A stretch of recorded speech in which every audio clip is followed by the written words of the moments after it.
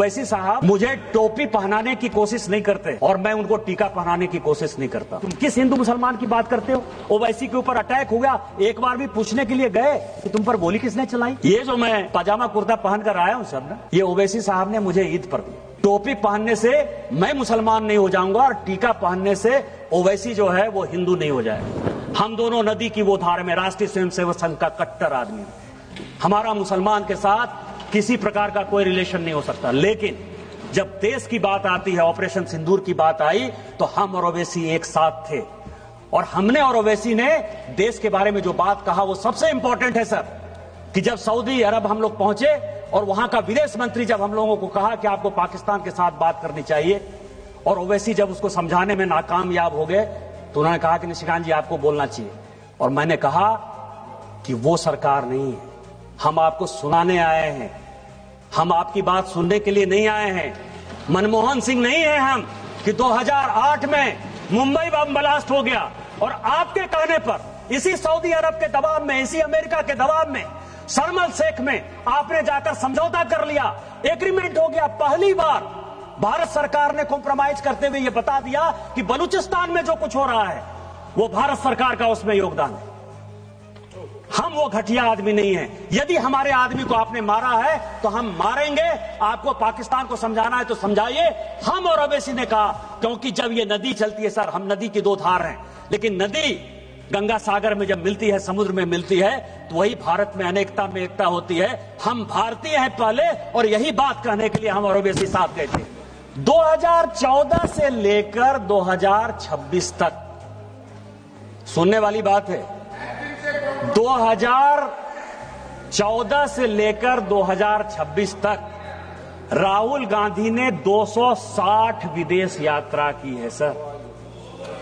एक दो नहीं, 260। अब आपको मैं बता रहा हूं कि गांधी फैमिली का कोई बिजनेस नहीं है सर। किताब की रॉयल्टी से जो पैसा आता होगा, इसके अलावा कोई बिजनेस नहीं है। ये 260 यात्रा किसने स्पॉन्सर की? Leader of the propaganda. जब एक इग्नोरेंट आदमी एरोगेंस का शिकार हो जाए तो हमारे हिंदी में एक कहावत है कि फटा पोस्टर निकला हीरो। या लीडर ऑफ प्रोपगंडा इस तरह की हरकतें क्यों करते? 95 चुनाव हार चुके, 95 चुनाव हार चुके, मीडिया उनको सीरियसली नहीं ले रहा है, देश उनको सीरियसली नहीं ले रहा है। हालत क्या हो गई है कि आप ये समझिए कि जब सोनिया जी ने इस पार्टी को छोड़ा तो 206 उनके लोकसभा के सांसद थे सर। जब राहुल गांधी जी के बाद ये पार्टी गई तो वो 44 पे चली गई। दूसरा जब चुनाव आया तो वो 50 पर चली गई। इसके बाद सोनिया जी को लगा कि अकेले से नहीं हो पाएगा, तो पार्टी एकदम खत्म ही कर देगा। तो प्रियंका गांधी को उन्होंने जो है उसके साथ भेज दिया। तो अभी 99 सीट पर जो है पहुंच गए सर। इसके बाद जो है वो फिर से खत्म होने के कगार पर हैं। इसी कारण से लाइमलाइट लेने के लिए अब लड़ाई हो रही है कि प्रियंका जी नेता बनेंगी कि ये बनेंगे। इस कारण से जो है ये इस तरह की हरकत कर रहे हैं सर, केवल देशद्रोही हरकत कर रहे हैं। कि गांधी परिवार में जो आदमी पैदा होता है वो प्राइम मिनिस्टर इन वेटिंग होता है, एलओपी नहीं होता है, लीडर ऑफ प्रोपगंडा नहीं होता है सर, लीडर ऑफ अपोजिशन नहीं होता है, प्रधानमंत्री होता है। अभी उनके बेटे की शादी होने वाली है, मैं उनसे रिक्वेस्ट करूंगा कि अपने बेटे के साथ मेरा फोटो खिंचा दीजिएगा, क्योंकि लड़ाई तो वही है ना। वो राजा है सर, हम रंक है। गांधी परिवार में कोई पैदा हो गया, उसको इस देश पर राज करने का अधिकार है।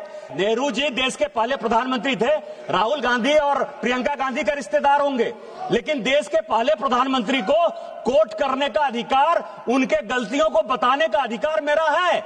वो देश के पहले प्रधानमंत्री थे। कि राहुल गांधी जी और प्रियंका गांधी जी नेहरू परिवार के यहां सदस्य यहां बैठते हैं, आपको बड़ा पीड़ा हुआ। मौत का सौदागर प्रधानमंत्री हत्यारा है, चौकीदार चोर है, प्रधानमंत्री चोर है, डकैत है, देश को बेच दिया। लीडर ऑफ द अपोजिशन इतनी बातें बोलता रहा, आपको शर्म नहीं आती है? यदि नरेंद्र मोदी को कोई बच्चा नहीं है तो क्या उनको डिफेंड करने वाला कोई नहीं है? वो भारतीय जनता पार्टी के नेता हैं और इस देश के प्रधानमंत्री हैं। एक नहीं 1000 बार यदि बोलना पड़ेगा तो हम बोलेंगे। और मैंने क्या कहा सर? मैंने क्या कहा सर? मौत का सौदागर सोनिया जी ने on the floor of the house का है, हत्या Rahul on the floor of the house का है। क्या बात कर रहे हो?